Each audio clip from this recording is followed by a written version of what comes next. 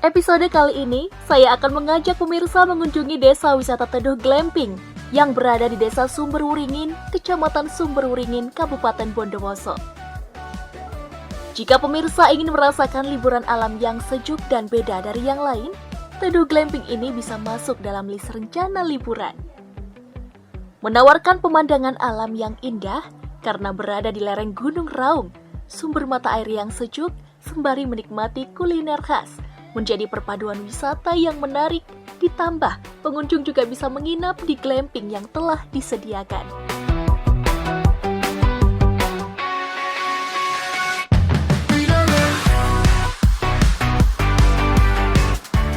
Namun seperti apa cerita di balik desa wisata Teduh Glamping?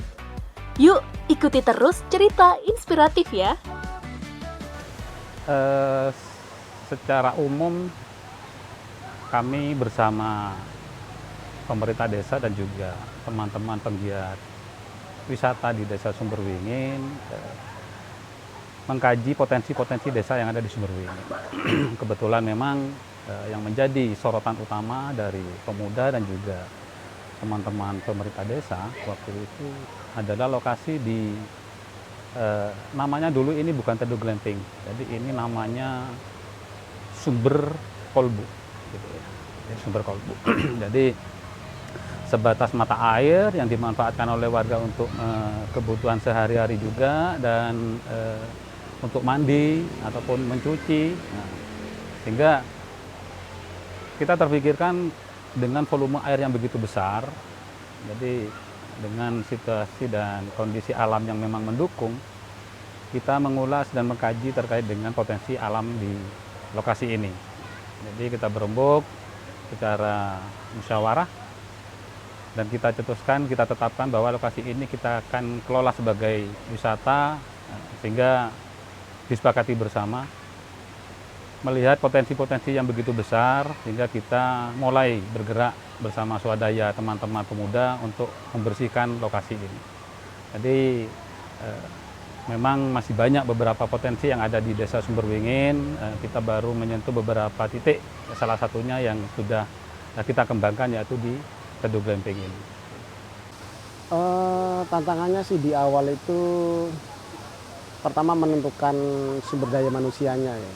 Kalau sumber daya alamnya memang di Sumberwuringin itu kaya, hanya saja menentukan sumber daya manusianya itu agak susah.